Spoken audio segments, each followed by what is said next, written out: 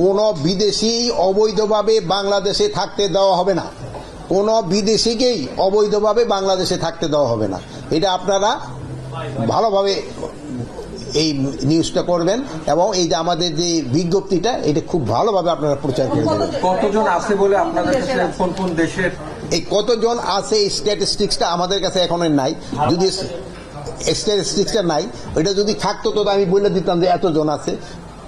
অনেক দেশেরই আছে, আমি কোনো দেশের নাম মেনশন করতে চাচ্ছি না, বাট কোনো দেশেরই আমরা এই অবৈধ নাগরিককে বাংলাদেশে থাকতে দিব না। আমরা প্রথমের আগে লিস্টটা পাই, পেয়ে তারপর আবার আমরা কত দিনের মধ্যে করবো এটা আপনাদের জানাবো। সীমান্ত পুরাই অ্যালার্ট।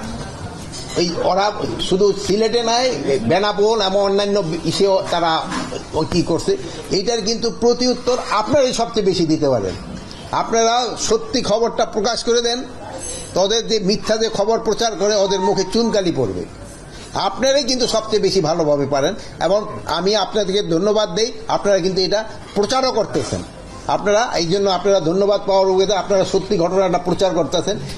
এইটার প্রচারটা আরও একটু বাড়ায় দিলে সবচেয়ে ভালো হয়।